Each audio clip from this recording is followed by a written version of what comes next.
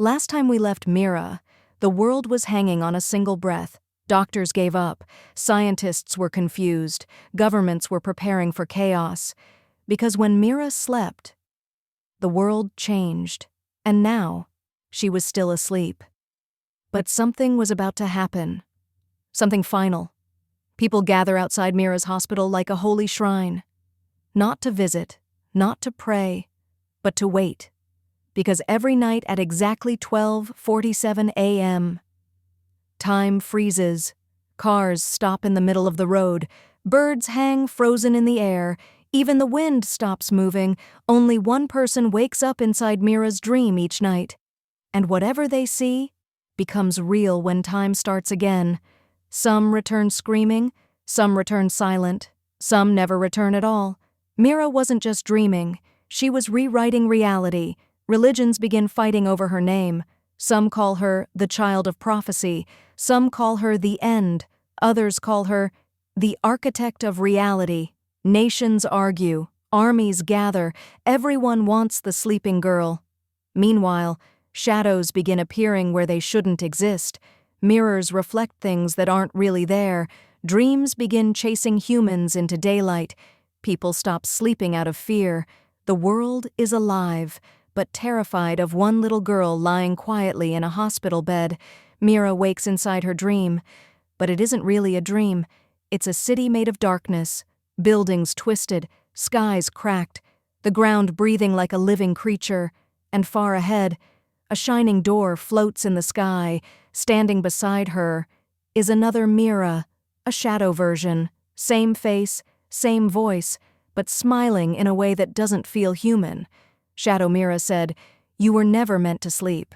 When you stay awake, the world stays balanced, but when you sleep, reality collapses." Mira said, "Then why am I here?" Shadow Mira points at the glowing door.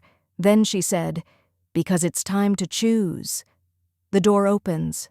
Inside, Mira sees every version of herself across different worlds. Versions where she sleeps normally, versions where she dies young, versions where she never exists. And then the truth hits. Her world only survived because she never slept. Her body wasn't cursed. It was protecting reality.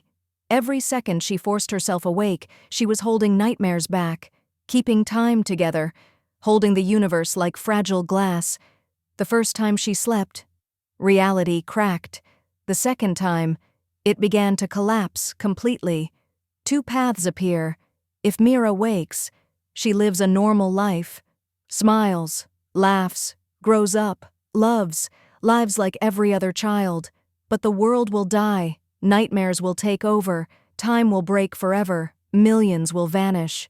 If Mira chooses eternal sleep, the world survives, nightmares return to dreams, time resets, humanity lives. But she will never wake again, no sunrise, no family, no childhood, only darkness, forever. Mira cries.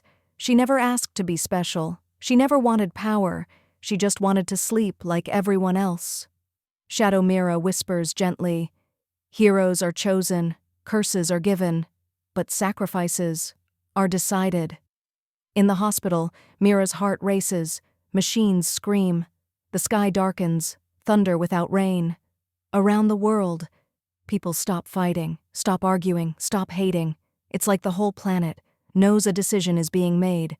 Millions whisper softly, "Mira, please, don't leave us." Inside the dream, Mira walks toward the light. Tears fall, but she smiles. "Mira, if my life is the price, then I hope the world lives enough for the both of us." She steps forward. Shadow Mira hugs her. Real, warm, soft. "Thank you." The city fades. Nightmares melt away. The sky closes. Peace. Back in the hospital, Mira exhales softly. Her hand relaxes. The machines stop. No alarms, no chaos. Just silence. Then, calm. Time returns to normal. Dreams return to sleep. People wake peacefully for the first time in months. The world is saved. Because somewhere, a little girl finally sleeps. Forever. They built a statue of Mira, not of a goddess, not of a queen, but of a little girl sitting peacefully, eyes closed, finally resting. People visit. Some say they feel warmth, some swear they hear a faint heartbeat, and some say, on very quiet nights, the whole world whispers, "Thank you," because the girl who never slept finally rests, and because she does, the rest of us wake. Like, subscribe for more stories.